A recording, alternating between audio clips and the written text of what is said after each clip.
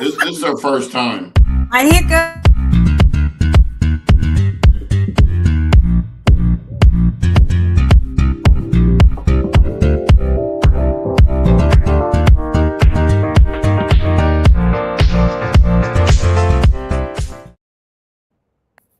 Welcome everyone to another exciting show. We have a special guest today, so as you know, that means I'm jumping off. But this is episode 273. I'm Brian Barkus, one of your co-hosts, and I will see you all later. Happy Friday, everyone. And our other co-host, Jamal Smith, has just popped in. He is in the background in the green room. Good morning, Jamal. I don't know if you want to pop in and say hello to everyone or not. No? Okay. He's like, nope, not necessary. He'll come on later when he does the announcements. It is Friday, January 30th already of 2026. Like in 2 days, we will be in February of 2026. Like 13 months out almost from this fire. And that is bananas to me, that like things are just breezing along. Super excited to have Timme Marionneaux with us this morning. Timme is part of LA Fire Justice, and we brought her on today because we've been advertising for about a week, almost a week and a half, the Ashes and Echoes. I always say Ashes to Echoes, so I got it right that time. But the Ashes and Echoes, Voices of the Eaton Fire event that is happening starting tomorrow through Tuesday. And so because Timme is the co-curator of it, we wanted to bring her on to hear about it. We want everybody to learn what it's about, to participate and go to this event this weekend. And it was not, I don't think we could have ever done it enough justice just by advertising or reading a flyer about it every day. So super excited to have you here with us this morning, Timme. And I want you to introduce yourself and a little bit more and start talking about this immersive exhibition that is going on this weekend. I'm excited because we'll be there this evening at 4, and I'm super excited to see it.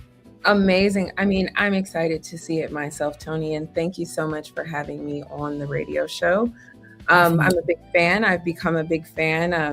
I actually got affiliated with LA Fire Justice through working with Chris Holden. I used to work in his district office. And so this has been very rewarding work, despite it being centered on such a tragic event. Yeah. Ashes and Echoes is essentially an oral history project that was brought to LA Fire Justice by a very talented local director named Harag Yedalian. It has been magnificent working with Harag. We have 49 interviews in the tank that we release periodically. A lot of you may recognize some of the faces that actually are in the Oral History Project. They are a lot of local community members, local leaders, people from around the community who are very involved. And so we welcome people. Oh, I'm sorry. Go ahead. No, I didn't want to totally cut off your opening statement, but I've heard Harag's name quite a bit lately. I know we had Brandon Lamar on yesterday, and he's the director of that event as well. And it's also an Ashes event, but or with Ashes in the title. But is he local, like an Altadenian or a Pasadena's or? Pasadena, I believe. Okay. So Harag's family has been in Pasadena for, I believe, a couple of generations, as well as his wife. And he is a political consultant by trade, but a documentarian as his passion. And so I think he is diving deeper into his passion this year, especially surrounding the events that have happened, and rightfully so, because his talents are lended to the cause, and it's been very fruitful. Good. Yeah, go on and go back to what you were saying. I just wanted to, because I keep hearing his name, I'm like, Harag. No, that's important. We want to give Harag his flowers. Yeah, absolutely. I'm excited for you to see him later today. He's actually over at the Pasadena Convention Center right now, doing some setup, hanging some of the life-size banners that we'll have up. So just a little background. Harag kicked off the Oral History Project. We did 49 interviews right here in-house at the LA Fire Justice Studio. And then past that, the question came of how do we want to premiere this oral history project? And Got Harag came with the brilliant idea of turning it into an interactive, immersive experience for people. So the idea is not just to showcase the oral histories, but to take people inside of these stories. The interviews are very descriptive. As you know, Altadena has such an in-depth and wonderful history, some pain, some heaviness, and a lot of triumph and resilience. And it's a beautiful community. And so we have taken a visit to the Altadena Historical Society and collected some older photographs to bring those memories out and bring them to life. We've worked with a local curator who's very talented named Ara Oshagan. He's taken some portraits of the participants, and those will be about 8 foot tall displayed. So you'll really be walking through this experience and taking in the stories in all forms. Projections, banners, quotes, backstories, and we have a very special treat. The concept is centered around home. And so we've actually brought in an installation artist named Gerem Sargasian, and he has built us a concept of a home that will be the central piece of this installation. So our hope is that it's going to just blow people's minds in the best way, and also provide that healing. Give Altadena a voice in a very special way. Yeah, it's so needed still because like we had Brendan Lamar on yesterday. I did, and we spoke for that hour. And he was talking about how a year later, it seems like there's more of a need now for people who are still displaced. Someone reached out to them yesterday who's sleeping in his car, and he was like, we're going to help them today. And he said that their store over at Harambe is running low on supplies, and the truckloads it's not happening anymore, right? So I was like, I will be there. I'm going to go spend a couple $100. I will be there this afternoon. I filled up, spent more than I thought I would, but that's okay. I went to Costco and filled up the back of my SUV and took it over there at about 3. And he showed me the store, and he said, you know, it's amazing, Toni. He said, you said you were going to come and do this, and you did. And I appreciate you, you know, keeping your word and all that. I said, well, we have to be a blessing to others. I said, and I'm not worried about, even if I don't have it, God is always going to give me that and more, right? He said, someone called, and they are literally supplying them with almost like ready-made essentials with like toiletries and things like that. And I was like, awesome, because I bought a lot of toilet paper, paper towels, and, you know, Kleenex boxes and things like that, and deodorant. But the fact that, like, even for us to talk about it, we can keep it out there, right? And that's the biggest thing when it comes to Altadena, Pasadena, Sierra Madre. We've got to keep this in the media, even if it's just here on this podcast.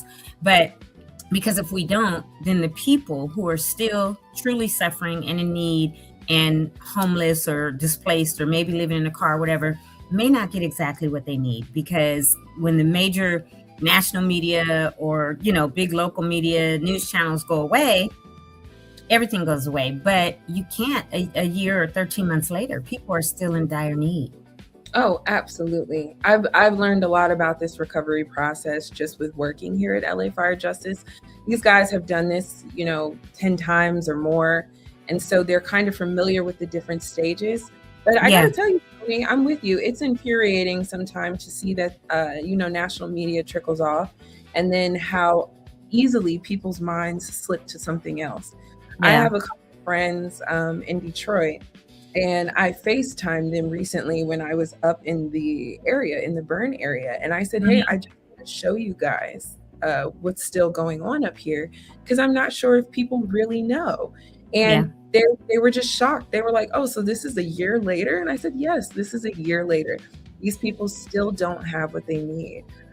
So 100%. And so the Oral History Project, you know, I am, as you can probably tell from my last name, which you pronounced so well, from Louisiana.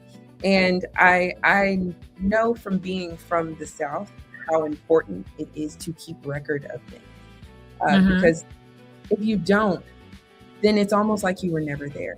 These histories, especially in the Black community, just get erased and kind of swept under the rug. So Absolutely. Altadena had such a unique circumstance with the level of home ownership in the Black community, but also the diversity of the community. It's clear that this was a very, very special place. And so Yep. to just maintain the essence of it, I think is our goal here with the immersive experience. And hopefully it's the gift that keeps on giving. We're going to document as much of this as we possibly can and continue to push these stories out as much as we can. Yeah, and it is a special place. It's a special place to have grown up since we were toddlers or babies, and others that moved into the area, in elementary school or junior high or whatever. But to be able to, say, oh, are you going over here? Or know the places that are kind of hidden and in the cut and be like, oh yeah, da da da da, or the party's over here, but you know how. And Yeah. I know when I drive people around or have driven people around, I'll take a back street and go this way and that way. And they're like, wait a minute. And I'm like, oh, they're like, the other person didn't take me this way if they've been on tours. I said, they know the main streets. We grew up here. Like Yeah.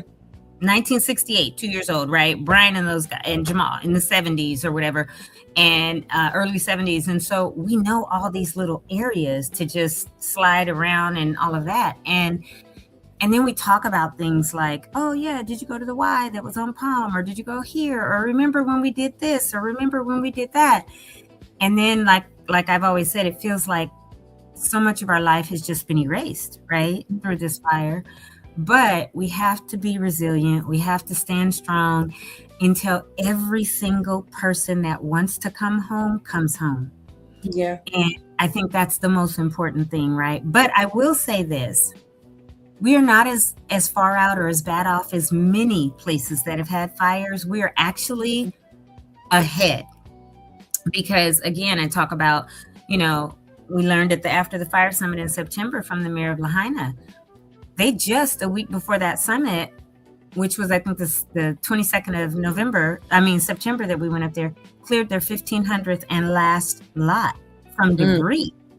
And yes, it's Hawaii and it's out in the middle of the ocean, but they said, nope, that's not it. There are other factors.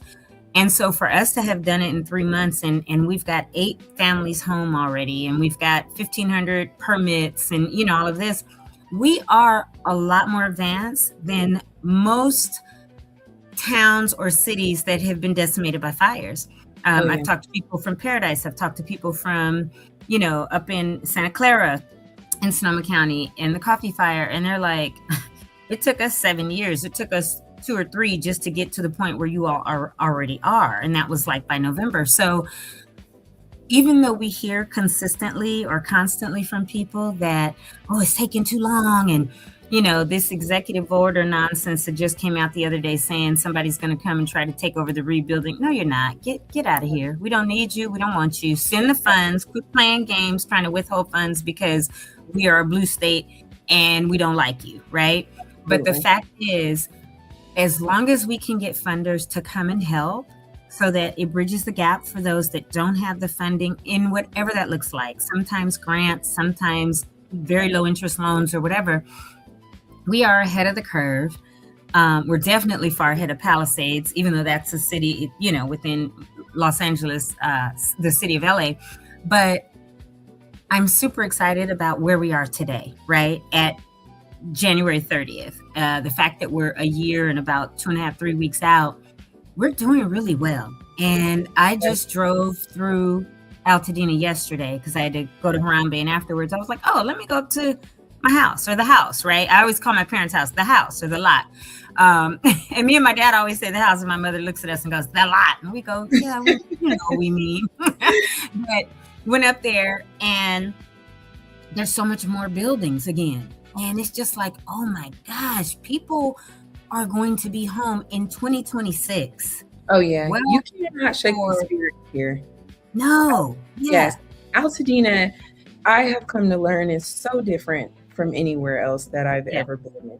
The people here, I have so much belief in the people of Altadena, and so much faith in just I hate to use the word perseverance because I hate when we're called to have to persevere.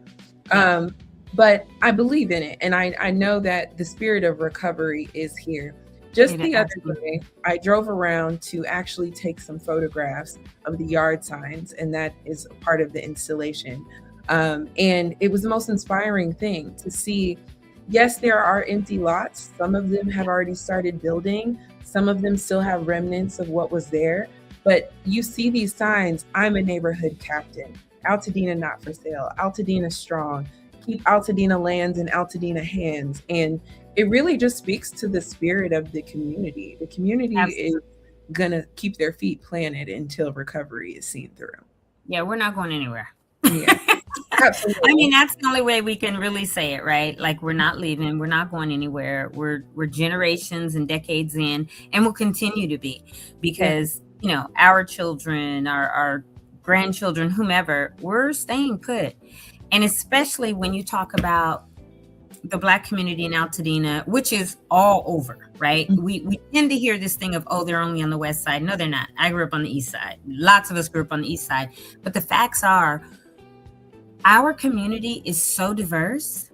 Mm-hmm. We have everything on every block. We have Black, we have Latino, we have Filipino, we have Vietnamese, we have Japanese, we have white, we have, and then broken down white, meaning, right, we may have somebody who's Italian, somebody who's French, somebody, literally, that's what I grew up with, and that's what is still there. We got Jewish people, we got everybody.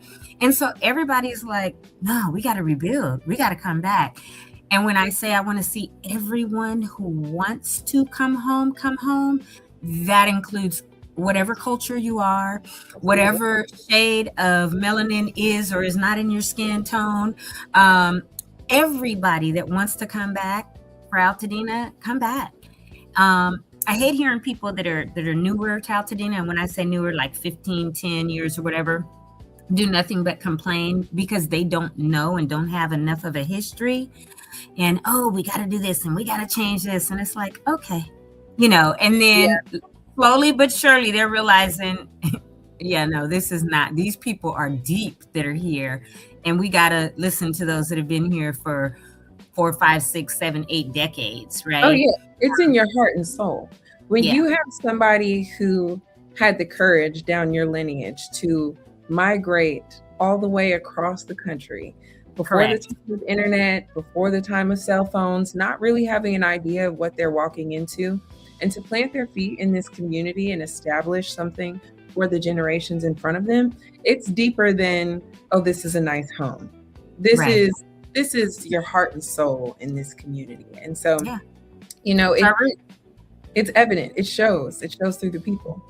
Mm-hmm. So I know that in that, and this community and sense of community and us coming back is absolutely what you all are doing with this Ashes and Echoes. And when I looked, we're going to pull up in a second this website, but when I looked at it, I was like, oh, there's Miss Tillman, who taught my kids, right? My 38 and 37-year-old, like she was their teacher. And then other people that I recognized. But one thing that I really liked was, as we were just speaking about, these are clients of LA Fire Justice, obviously, but they're diverse. There's everybody in this video because it is a good representation of who we are in Altadena and the people that have been burned out and lost their homes and that are talking about we're coming back. But the fact that we're getting this history from all these different people that have lots of time and lineage and decades here is so phenomenal, because we know we lost 19 people, right? And some that were here decades as well, but we get different perspectives because of this Ashes and Echoes interactive, immersive exhibition. And I'm so excited to go. We are being asked to show up with media today. And so I'm really excited, although I will tell people like my mom and others, I'll be like, please go to that. And I may even go again this weekend. I have to be at church tomorrow, and after 1:00, I might slide down there again. But I'm super excited about it. To me, I want to bring up the website. Jamal or Brian, are you in the background? I know that that Brian put up the website, but I will go in and put it up as well. Oh, yeah, I'm so excited for everybody to see this. I really think it is going to center everybody in a different way. I want to also highlight that we are bringing in crisis managers. I run a program here at LA Fire Justice every first Monday of the month called Mental Health Monday. And so we work with local mental health professionals who are willing to offer their services. So we've called in a few of them to come out, and they'll be there all 4 days. So if anyone finds themselves having an emotional experience that is overwhelming, we've got some people there who can kind of walk them through that. Yeah, there is a question that just came up. It says, Timme, could you explain again how Ashes and Echoes came to be? Yeah, absolutely. So Harag Yadalian is a local documentarian, and he actually brought the idea to LA Fire Justice of documenting oral histories. And so that was pretty much, I really kind of got to give the credit to our leadership. Chris Holden here is our CEO. They saw the value in collecting these stories and went ahead and put the funds behind it and put the manpower behind it. And so pretty much it was Harag's vision, but the whole team has kind of jumped on board and gotten very invested in it. So we've done 49 interviews, and that's kind of how we hit the ground running. Yeah, that's it's amazing. I wanted to bring up this website. I know he brought up something that had to do with where the tickets were, but the actual website, hold on, I'm going to bring it up and I'm going to share it. Let me just minimize these other windows. Absolutely free. Anyone can come. So please, I know you mentioned you might pop up after church. Bring the church crowd, bring anyone you know. I also think it's great for kids, like especially high schoolers, to come through and just experience. It's educational. So can you see? Yeah, I can. You can scroll down a little bit. We've got some. Oh, that's not my screen. Okay. And then, I was screen sharing, but then it went to not me. Okay. Yep. And on the website, ashesandechoes.org, you can go view the trailer. You see Miss Juanita Tillman up there. I've really come to love her dearly. I told her my grandmother's name was Juanita. I never met her, but I think it's kind of intrinsic that her and I have met through this. And she is like a Altadena, the grandmother of Altadena, literally, because so many of us know her, have known her a long time. She's a Delta. She's always in the parades and everything. I remember after the fire stopped, I drove past, when I could get back to Altadena, I drove past her house because she had this beautiful Bentley and, everything. And usually if you drove past her house in Los Flores, she'd be like, oh, Miss Tillman's home. Let me stop and say hi. But she taught a couple of my children. And so I am Juanita West Tillman, and I've lived in the Pasadena, Altadena area for 72 years. And I've loved every moment of it, every day, every month, every year. Like we're in the middle of a conversation? Thank you. That's why I was like, I could share, but it's all good. I love how good you guys are here. Yeah. But she is like, so many people know her. And for you to go, oh, wow, this connection, right? She has that grandmotherly love and care. And she has been that way with everybody that she has taught throughout our school system. So there are people that are, like I said, my kids and others that had her before and or after until she retired. And she's just an amazing woman. And so many of Altadena know Miss Tillman. So I love that you had that connection as well of your grandmother's name being Juanita, who you never met. But then here's Altadena's grandma Juanita Tillman, or Miss Tillman. she might get me. I said I met the sweetest old lady named Juanita. So don't call her old. the sweetest elder. The sweetest elder. And that's why I just said, oh, wait, I called her Grandma Juanita Tillman. If she sees this, she will see me next time and be like, excuse me, ma'am. Because she's so fly and such a sweetheart. Really? But yeah. She is just so sweet, and that has been one of the most heartbreaking things about working through this project. I do the social media for Ashes and Echoes, and it's Eaton Voices on Instagram. So make sure everyone watching, please go follow us at Eaton Voices. But seeing the elders speak about their fears, their hopes, their memories, knowing that they've had, sacrifice in order to, pay these mortgages and have ownership over this home. You think about the vacations that people skipped and, just the pieces of life that they were frugal on in order to have this piece to hand down in their family. And to see it all gone in a day really just breaks my heart. So just to give you some background on the oral histories, one of the questions that, or the lineup of questions that Harag asked the interviewees is, what are your hopes for the future? What are your fears? What are your favorite memories of Altadena? How did your family get to Altadena? So he really asked some great questions, and I enjoyed scrubbing through the interviews and hearing the stories, quite honestly. It's really went deep, it sounds like. Oh, yeah. And people are, it varies. Some people are very descriptive and they give you, play by play of the night of the fire. And you can tell it's healing to just release it and let it out. And then some people, they don't want to speak about the fire very deeply. They speak about what they remember and what they love. And so I think getting those different perspectives is very helpful. Definitely. And I see that it's January 31st, which is tomorrow, through February 3rd. We have been advertising it here. Jamal does it as part of our announcements every day. But tomorrow, Saturday, it's from 1 p.m. to 8 p.m. Sunday, it's from 10 a.m. to 5 p.m. And then Monday and Tuesday from 2 p.m. to 8 p.m. But I do see a little note down at the bottom underneath Pasadena Convention Center 300 East Green that says last entry 30 minutes prior to closing. So I just want to make note of that if anybody wants to go at any of these times and it's closer to the later end, make sure you're there 30 minutes prior to the closing. So by 7:30 p.m. tomorrow, 4:30 p.m. Sunday, and then 7:30 p.m. on Monday and Tuesday, so that you don't miss out. I would assume that this experience is about 30 minutes. Is that also live? It really depends on the viewer's pace. So you're able to kind of roam through as you please. It's a 7,600 square foot space, so it's very large. Yeah. You could spend 30 minutes. You could spend 2 hours in there, quite honestly.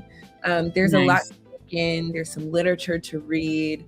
But yeah, that little note is important because most of our employees here at LA Fire Justice are from the Altadena, Pasadena community. Some of them even lost properties themselves. And so we do try to make sure we send them home on time. Yeah, definitely. And so I see Yvonne Chavez. We saw Miss Tillman, and I wasn't going to necessarily play a bunch of their videos and trailers just in the being respectful of your time. But we have Yvonne Chavez, who is a lifelong resident of Pasadena and Altadena, who raised her children in the area. It says she saw her home suffer extensive smoke damage in the Eaton fire. So there will be an interview with her, and she will talk about, that and the broader community face as a result of the fire. We see Chris Holden, who we know is a lifelong Pasadenean, but he's a former state assembly member and mayor of Pasadena. And he has really had his foot on the ground, boots on the ground, hand on the pulse to really make sure that this community that he has served and that he loves so dearly doesn't fall through the cracks and is served well, right? So we know that he was chosen as, I say, the face of LA Fire Justice, but really the CEO of LA Fire Justice. And I've come to the office and met with him.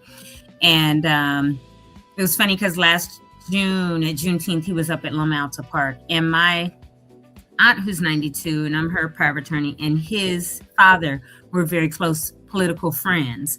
And so I told him, I said, it was not long after his father passed, and I told him who she was, and she was like, oh my God, yes, I know her, and all of that. So we spoke then, and then I met with him a few months ago. And so it's really good to see what you all are doing and that there are local people that are working for LA Fire Justice. And it's not just all the outsider attorneys that have come in, because we do know you guys have some of that. Michael Watt. Oh, yeah. We need people who are experts on the subject matter and know how to really take it to the utility and handle these situations on that scale. So we have those people, but they knew to go into the community and find people who actually know the community in order to drive this work forward, because they can't do it by themselves. You see the other attorneys with these very obnoxious ads and, you know, these gimmicky things that they're pushing in your face. And I personally wouldn't be here if that was this place.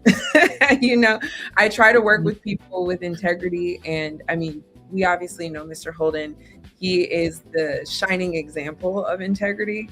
So I've been very lucky to work with him in his district office in here. But our attorneys, they keep themselves accountable. He holds them accountable. The members of our outreach team, who are varying ages, all the way from 23 all the way to having 30-year careers here in Altadena and Pasadena, are here with us. Yeah, and then Pamela Smith, I know, works there, and your marketing and all that. And we all went to high school together. She grew up in Altadena. And so it's good that so many people in the office, and Falante and her family who lost homes and, you know, all of that. There's so many people. And, you know, she retired from PPD and she's been with Chris for a long time. And we have several of the riddles in the oral history. It's good that you all as a law firm have that. There are others that are Altadena or Pasadenians as well, and they're doing their thing. But as a larger group, it is really good to see that there are local people that are heading it up and that are able to assist those that really need the help. Because one thing about Altadena, Pasadena is a little different only because it's a city, right? But one thing about Altadena, we don't welcome and just be like, hey, how you doing to everybody. We're close knit and we're kind of like, who are you? Y'all got something special to protect. That's right. And so when you got something you care about like that, I get it. You can't let everybody just, you know, waltz on in. No. So it's great though that there's so many locals involved with LA Fire Justice, and that is so near and dear to their heart, right? Because then they're not just going to let people come in and run roughshod. And that's super important. And so I'm glad. But I do see Mr. Holden. I see Michelle De Los Santos. Let's see, an avid lover of Altadena's beautiful nature trails. So she's a Pasadena-based therapist. That's good. Who has smoke damage, and she can also speak to that, because we do know that there are several Altadenians that we've got everything in Altadena, from artists to musicians to doctors to therapists to 20 or so people from Disney, right, who lost homes. And so if you look at all the people and how amazing the people are, it's good that you all have this happening this weekend and are able to amplify their voices and so much of our community's voices. Altadena, and then obviously Pasadena and Sierra Madre, they didn't lose nearly as much as Altadena, but as a whole community, all the voices are very important. And so, because we've got to work together. It was terrifying for a lot of people. So even the people whose interviews I've watched who didn't lose their home or who had smoke damage, I can tell that trauma is just living inside of them right now. And so, you know, it takes years to work through those kinds of emotions. Right. You know, you look at 9/11, you look at Katrina, those people who dealt with those kind of tragedies are still working through the emotional turmoil of that. And so definitely, you know, it takes a community, it takes a village to really. It does. It really does. And I love, even just on the website, these photos, right? All throughout Altadena, obviously the drone photos, but there's our Aldi across from Elliott, that our junior high school, that they're able to save the clock tower, which, you know, we definitely didn't want them to have to tear that down. But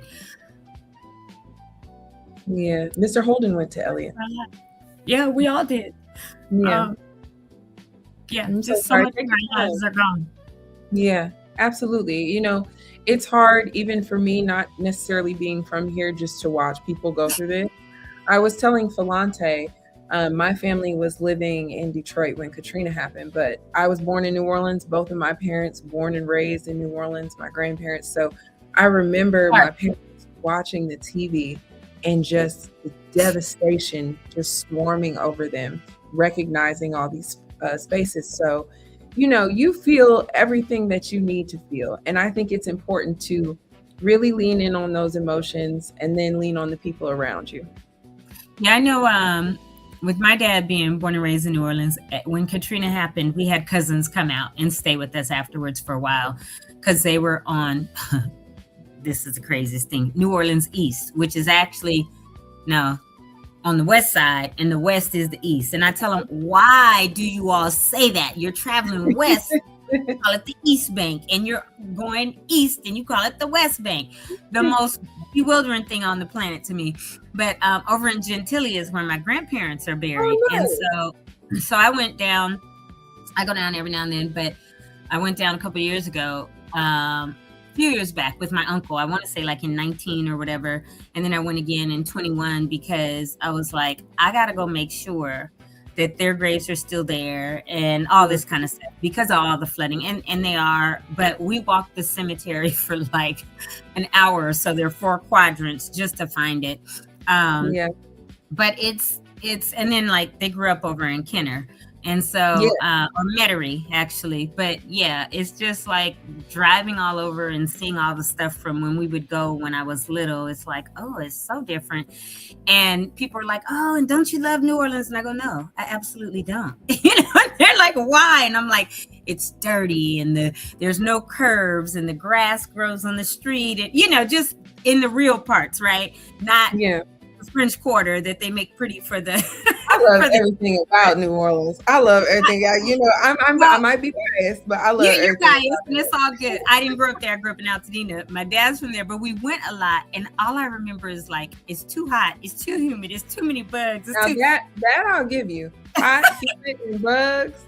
Right? Yeah, that part I can leave. But it's nice to go and be like, okay, I have a date to leave. When I go visit family or whatever, but yeah, it's beautiful there. And when you go down to the river walk and you see truly the mighty Mississippi and how majestic that river is, and to see and understand how things could overflow, right? And if the levees break and then go, oh gosh, now I get it, why this ward over here or this parish over here was destroyed or whatever, because I remember growing up, going down there, like in the summers and stuff. And so it is very different, but it's it's interesting because I was talking with my coworker yesterday about the similarities and the parallels. Mm-hmm. And it's no coincidence that when you look at the history of redlining, and we went into that a little bit at the archives, and I'll just say, I encourage everyone to go up to the Altadena Historical Society. Yeah. That place ran entirely by volunteers. These people are working full-time jobs and then going there after work just to keep the archives running. Miss Veronica Jones over there was incredibly helpful. She's also such a gem. So if anyone has a chance or can volunteer their time, I encourage them to go over there. But, with the history of redlining, that it's no coincidence that this is where people ended up. From New Orleans. Not even just from New Orleans, just in general. The Black community, the diverse communities, ending up in this pocket in Altadena, and then for the alert system to fail in the way that it did. We see those narratives. And I think that what's important with that is there's this narrative that it only failed on the west side, and that's not true. There are plenty of people on the east side, my parents, my sister, everybody, that never got a notice. And then you have, it is. And so, and literally my sister is directly across from where the fire started and saw it at 6:30 that night. And then Brian Bacchus, our host, is one of our hosts, was literally at Olive Garden in Arcadia and got a notification. Wow. But he lived over off of Palm on Ewing, right? Near Fair Oaks. So, but he literally was eating dinner and on his way back got the notification. So it's so weird that Altadena as a whole and the bulk of Altadena on both sides didn't get notified, but he was way over there and he got it on his phone. But you know what, Toni? That's why these oral histories are so important, because if not, then those myths just kind of permeate and stick, and you won't know that there were people on the east side who also missed the notifications, or people who were sitting in Arcadia who got a notification but didn't get a notification when they were across the street from the fire. So that's right. That's why I love what you guys do here, giving people a voice. That's what our goal is, just giving people a voice. And the rebuild, we're going to get there one step at a time. But those stories, we're going to make sure that they live on, because when these people come back to Altadena, we want to make sure that the memory of what was there before is still prevalent.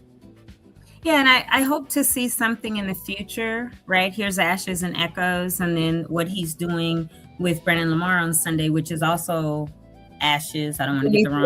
Yes. Yes, thank you. It's so much with the Ashes.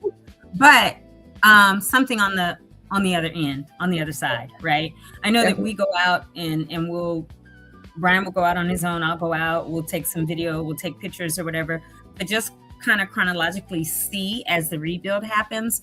But as more and more people get home, right? Because some people are like, well, I don't want to rebuild because I don't want to be the only one on my block. I don't want to do it yet, is what they're saying, right? And so I think once people see like, oh, there's 2, 3, 4 houses on this block with signs up, with grading land, with putting framing. Oh, okay, I can go on because now we're going to be back home, you know, and I get it. Nobody wants to be the only one in their area because, yes, the CHP and the sheriffs are out in droves when you drive around Altadena now. But for so long, it was like so eerie when you would go up there and no one was around and no street lights were on. I was at an event at the library a week ago, Tuesday night, and went up the hill. And I went up Lake and I called my mom and dad later and I was like, hey, every single block on the east side of Lake definitely had all lights on it, every block, right? Going up Lake. I did notice on the left side, on the west side of Lake itself, there were some down closer to Altadena Drive that had them, but they hadn't finished going all the way up. So I said, but that's a really good sign because if the entire east side in a month ago, the whole entire side or 2 months ago didn't have street lights, but now like it's all lit up again. And so I figure block by block, you know, and as they continue going west, and I know they're doing some undergrounding and things, it's going to get relit. And so people have a better sense of security because when it's just eerie and dark, and if you are in a house by yourself and we had so much looting, like who would want to just be there alone, right? So that can be spooky for sure. I'll tell you though, you know, a little bit of hope when I was up there collecting the pictures of the yard signs. I saw a lot of people just power walking around the neighborhood. And I thought that was wonderful. I said, you know, I get it. It's like, this is still my neighborhood and my house might not be here, but I'm still going to walk around my neighborhood. I paid my taxes here. This is my home.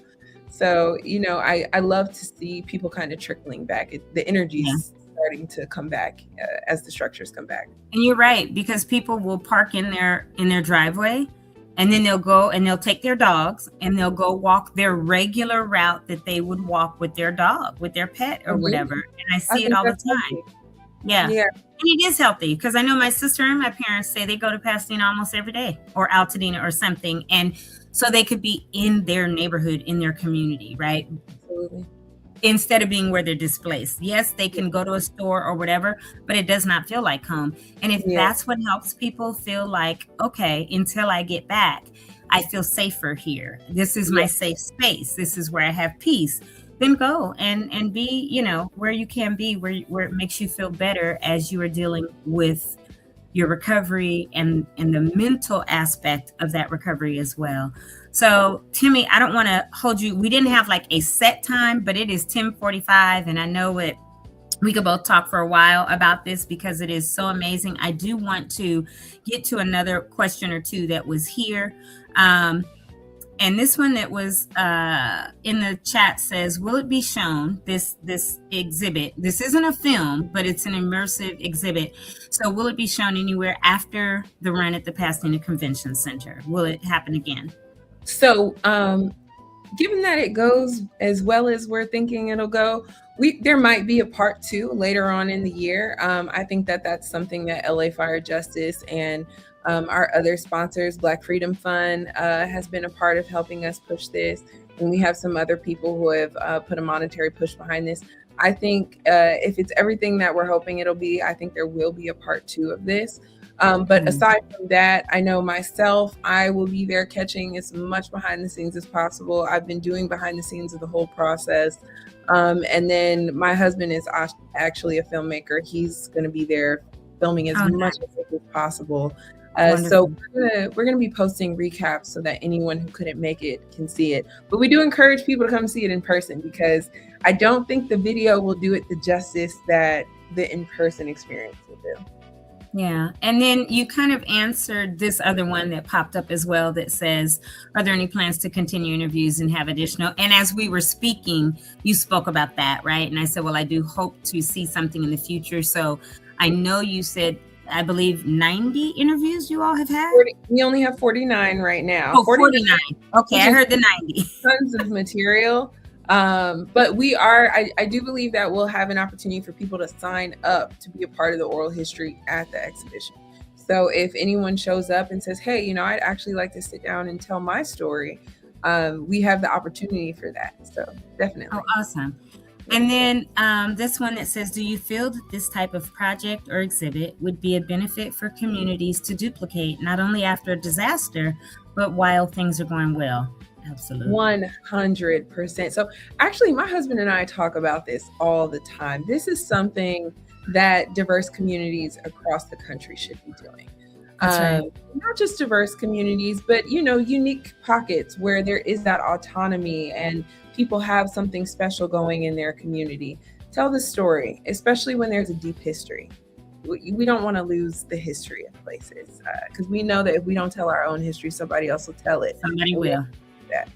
Or they'll erase or whatever to change it. And then this beautiful little soul says, love thank me. You.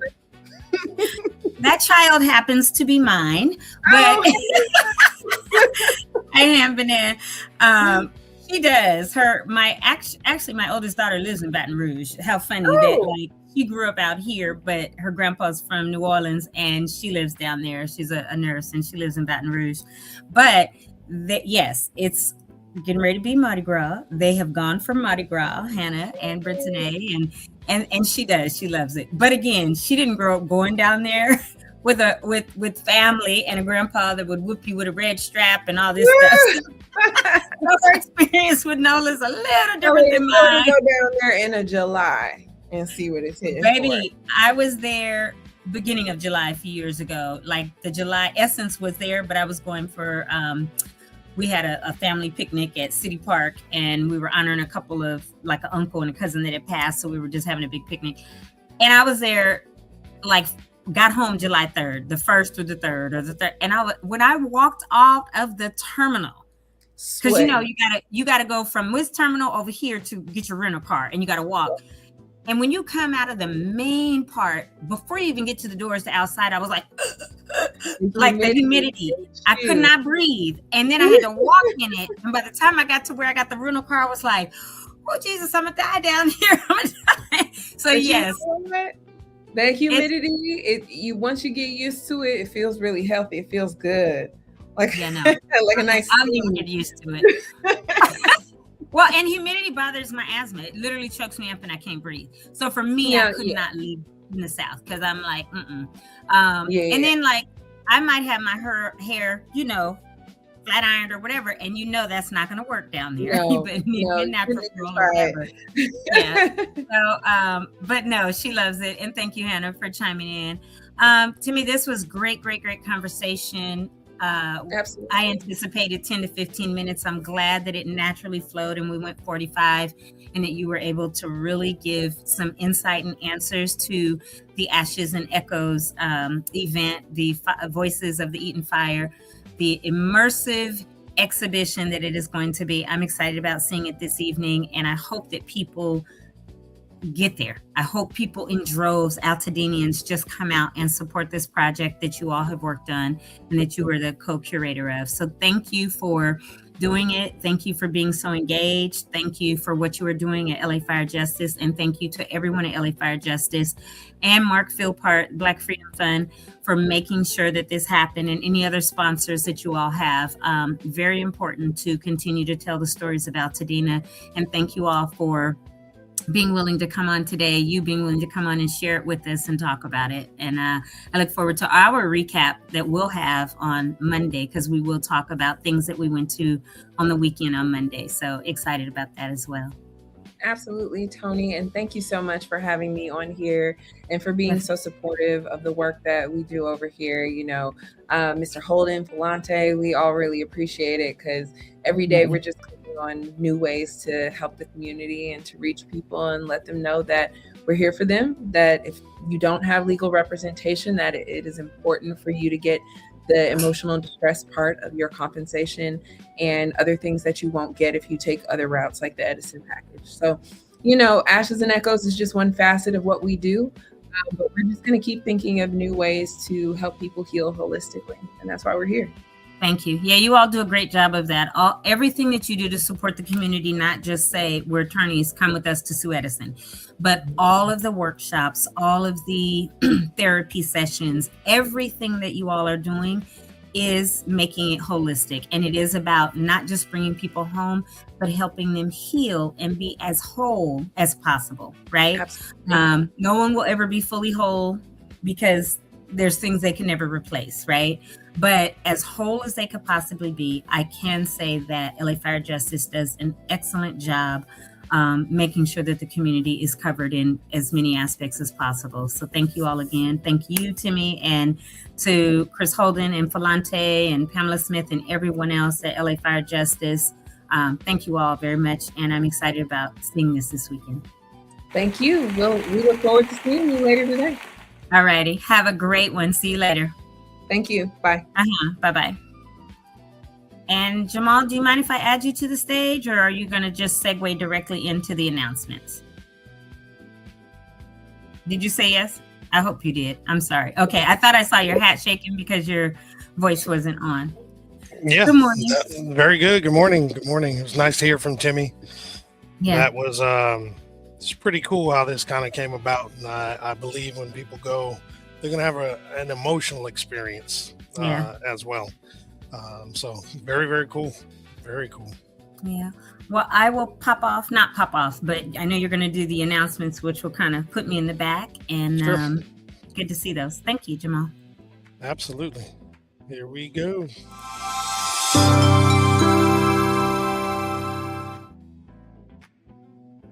Happy Friday, everybody.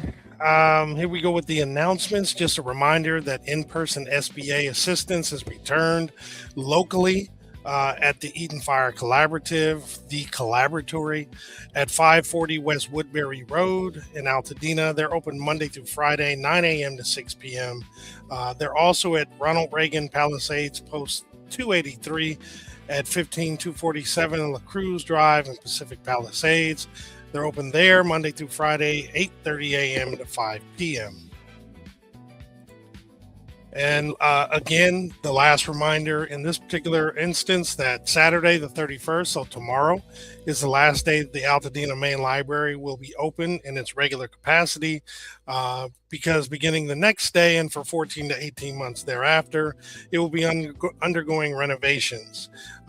2 locations have extended their branch hours to accommodate their renovation time and their closure. The first is Altadena Library at the Loma Alta Park, which is at 3330 North Lincoln Avenue. They're open Monday through Thursday from 10 a.m. to 6 p.m. and then Friday and Saturday from 10 a.m. to 5 p.m. They are closed on Sunday. However, Bob Lucas Memorial Library, located at 2659 Lincoln Ave, is actually open 6 days a week, or 7 days a week. So Monday through Thursday, they're open from 10 a.m. to 8 p.m. Friday and Saturday from 10 a.m. to 5 p.m. And then on Sundays from 10 to 5. From 1 p.m. to 5 p.m. My apologies. And we did have Brandon Lamar on yesterday, and I want to actually put up his flyer for Project Passion's Freedom Store today in case you want to set up an appointment for Monday, because they're open Mondays and Tuesdays from 9 a.m. to 4 p.m. at Harambe, which is at 1609 Navarro Street in Pasadena. They do provide items such as toiletries, home essentials, and much more. And this is by appointment only. And you can schedule your appointment by either scanning the QR code or going to tinyurl.com/Project Passion Freedom Store. And that's all one word and all capitalized. And then we, again, I'm also putting this up because you might want to schedule your appointment on Monday. But Eden Health Village is providing the free medical and mental health clinics every Monday and Wednesday from 12 p.m. to 5 p.m. You can schedule your appointment either in person or by calling 951-595-7032. The address is 1280 East Washington Boulevard in Pasadena. And they provide their primary services are medical consultations, medication refills, mental health services and case management. And then on a monthly basis, they have vision and dental. So you can call the telephone number to find out when they'll have the vision and the dental if that's something you're interested in. The Altadena Chamber of Commerce is now accepting applications for a Shop Local $500 gift card. It's a grant program open to all Altadena residents directly impacted by the Eden fires, and that's residents lost, damaged, or displaced. Previous applicants and awardees are eligible to apply. The $500 gift cards may be used at participating stores listed at this URL. It's shoplocal.la/recover-local. And to apply for this, you can either scan the QR code or you can go to altadenachamber.org. And Altadena Reveals has their latest lectures and the latest in their lecture series. This is number 9, Itinerant Craftsmen, Lessons from the Duntley Blackburn Residence. The speaker is Graham Larkin. It's taking place today or this evening from 7 p.m. to 9 p.m. at the Altadena Main Library. Again, it's 600 East Mariposa Street. The doors open at 7 with the lecture going from 7:30 to 8:30, followed by short Q&A thereafter. You can scan the QR code to register for this event. Then we have LA Fire Relief Distribution is providing support for Altadena and Pasadena residents affected by the Eden fires, including Free Joe's Pizza and household and pet supplies, taking place at 2012 Lake Avenue. It is today beginning at 12 noon, so you have just about an hour before that'll start. And this should actually be pretty nice. Get a slice of pizza and get some distribution of items that you need. And then Light and Love, a free 2-part community wellness event it's a supportive series created to nurture healing, resilience, and connection. This is actually for those who are 65 and older and have been impacted by the Eden fire. There's 2 events that are taking place, the first of which will be today. It's going from 11 a.m. where it's about to start until 1 p.m. And the next one will be next Friday, the 6th, from 11 to 1 p.m. as well. It's going to be at Deliverance Tabernacle Church, Fellowship Hall. The entrance happens to be in the back. And the address is 1299 Sunset Avenue in Pasadena.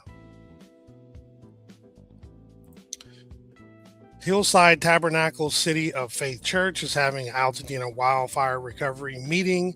The needs of the community event. It's taking place today, also beginning at 11 a.m., going through 3 p.m. And they are here to help. The address is 2561 North Fair Oaks Avenue in Altadena. You can scan the QR code to register. And if you have questions, you can actually call 626-794-6797. And Dena Relief Drive is continuing at their main hub, the Pasadena Church, which is located at 425 Sierra Madre Villa Avenue in Pasadena. It takes place every Saturday from 11 a.m. to 4 p.m. And if you're interested in volunteering, please scan the QR code as they do need assistance. And there's disaster aids for host family program. So basically, if you're hosting a family, there is funding that's It's a part of a grant from the American Red Cross, and it provides financial support to those households who are hosting displaced survivors of the 25 LA fires. Financial support is intended to ease the burden of hosting by offsetting the additional housing and grocery expenses. The funds are to be used for food and household supplies, utilities, as well as rent or mortgage payments. And to apply, you would want to scan the QR code to both reveal eligibility requirements and to also then submit your pre-screening form. If you have any questions, you can reach out to 213-681-6421. And we mentioned also yesterday there's free health services for Altadena fire victims. There were two. We missed the announcement for the last one, which is last Saturday, but the next one is going to be tomorrow from 11 a.m. to 4 p.m. They're providing medical and mental health. It's free health services for individuals impacted by the Altadena fires. It's at Sacred Heart Church at 2889 North Lincoln Avenue in Altadena. No insurance is required and walk-ins are welcome. And unfortunately, if you see on there, the glasses were for the previous Saturday. That service is not being provided tomorrow. And then Dina Heals is providing free yoga guided by Sierra. Tomorrow, the doors open at 9 a.m. with the class beginning at 9:15. The location is at the Paseo Outdoor Mall, which is at 300 East Colorado Boulevard, Suite 151 in Pasadena. To RSVP, please go to the link bit.ly/D as in Dina, H as in Heels, -yoga, all lowercase. And then join Archistar, LA County Recovers, and the City of LA for a virtual workshop to learn more about how the disaster rebuild effort is being streamlined using innovative new pilot programs like Archistar. Excuse me, this virtual workshop is taking place tomorrow from 10 a.m. to 12 p.m. via Zoom, and you can register by scanning the QR code.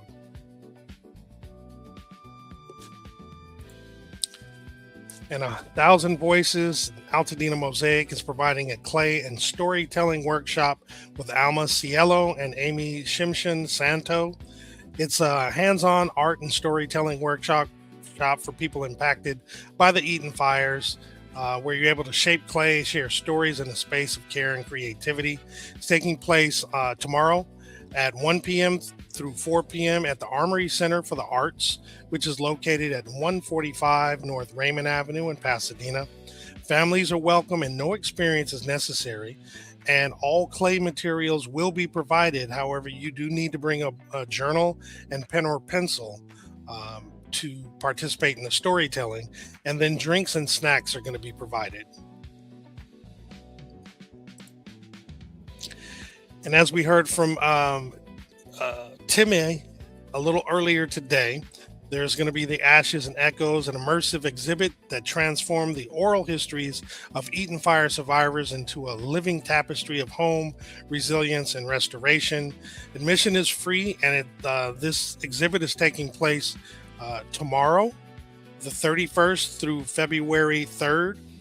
So Saturday, they're open from 1 to 8. Sunday from 10 a.m. to 5 p.m. and then both Monday and Tuesday from 2 p.m. to 8 p.m. It's taking place at the Pasadena Convention Center at 300 East Green Street in Pasadena.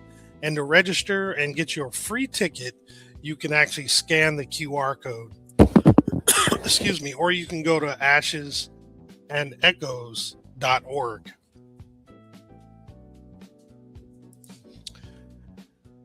And this Sunday, February 1st at 12 p.m., there's a LA Soil Toxicity Q&A presented by Post Fire in partnership with Consortium. It's a presentation on the results of the most robust soil contamination studies in post-fire Los Angeles. It's by CAP.LA, USC Clean, and LA Fire Health, along with a discussion of remediation methods, best practices and tangible next steps for residents. You can register either by going to postfire.org, and you can also submit your questions there, or you can scan the QR code to actually register. So brain fog and decision overload is the next in the community conversations. This is taking place this coming up Wednesday, February 4th at 6 p.m. Pacific time. What you can expect is to understand why your brain shuts down during recovery and how to break big tasks up into small wins. Excuse me. Learn when to delay major life choices while you decipher or while your decider is offline.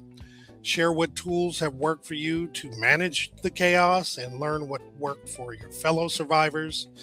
And lastly, to get answers on how to explain your fog to those who may not understand why you aren't back to normal yet. You can either go to tr.ee/community-convo or scan the QR code to register. Excuse me a quick moment. I'm going to drink some water. Yeah, definitely. You have a tip or something this morning. I think that one is so very important, though, that brain fog and decision overload. I'm super happy to see they're doing that. I agree wholeheartedly. I'm sure more people than have admitted to it are going through this. Yeah. Okay, I'll move on.